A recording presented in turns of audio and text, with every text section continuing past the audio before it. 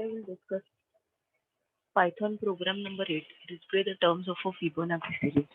Now let us understand first what do you mean by Fibonacci series. Fibonacci series simply means if we get a number, okay, so we just have to like first number is 0, then the second number is 1. So 0 plus 1 is 1, like that. Okay, so we'll take one program now. This is a program. Let us understand the program. I'll open Python over here.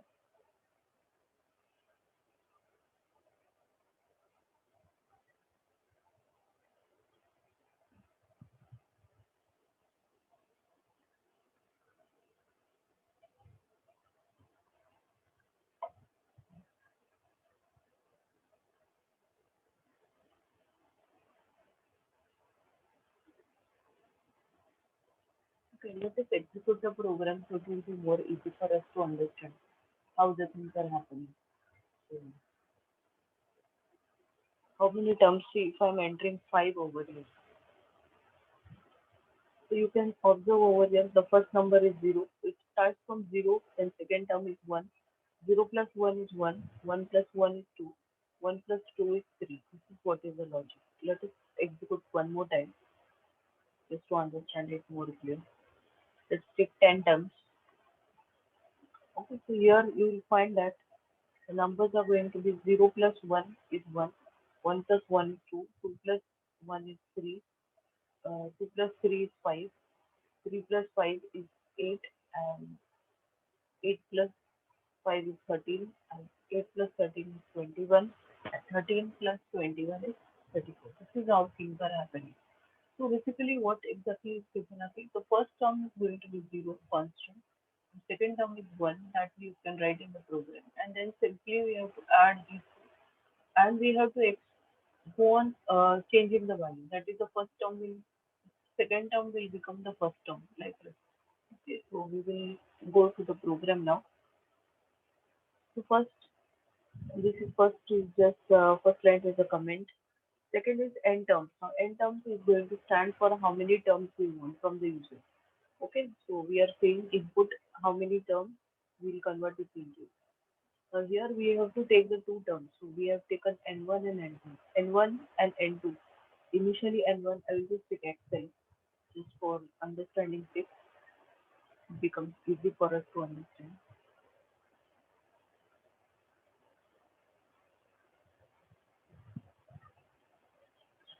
Okay, so first one is n1, second one is n2. Okay, here let's say the elements are going to be 0 and 1.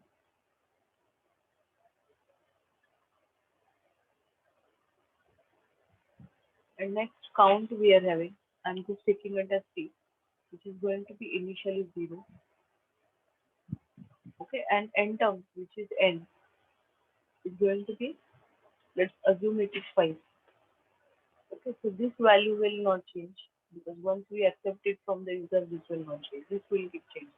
So initially what we will print is, so if n terms is less than equal to 0, then we have to simply say, please enter a positive integer. Otherwise, else if means, if it is equal to 1, then we have to print n1. Whatever is there, first term only the 0 will get printed. Else, if there are more than not 0, then not 1, then 2 or more, so it will come into this series. So here what it will check is count is less than n terms. Right now count is 0. Okay, 0 is less than n terms. Yes. So first it will print n1. Okay, whatever is there in n1 that will get printed. So here you will find that 0 will get printed. I will increase the font, make it yellow so that it is more clear.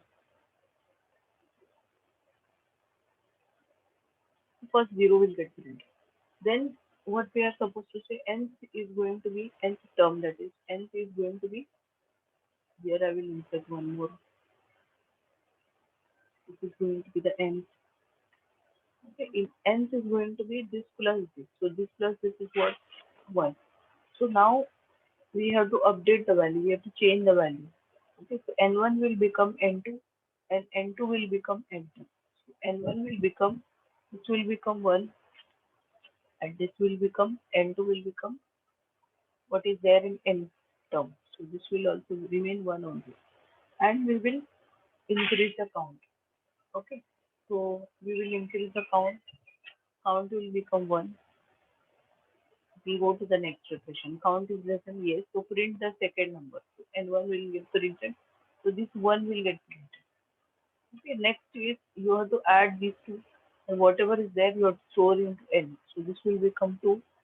Okay. And then we have to exchange the value. So this 1 will go here. This 2 will go here. So this will become 2. And cut off. And count will become 2 over here.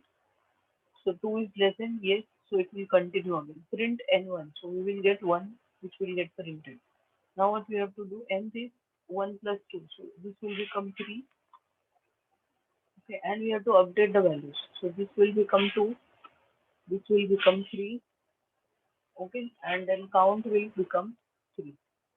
Now it will go up in the while loop and check 3 is less than n, yes. So print the n1, so 2 will get printed over. Okay, then we have to change the nth value, so this will be 2 plus 3 which is 5, and then the value of n1 will become into, so this will become 3, this will become 5, and count will change, that is count will become 4. So now it will go to the next iteration. This 3 will get printed. Okay, and n2 will become, nth term will be 3 plus 8 which is 3 plus 5 which is 8. Okay, and this will change, this will become 5, and this will become 8. Okay, and count will increase, count will become 13 actually.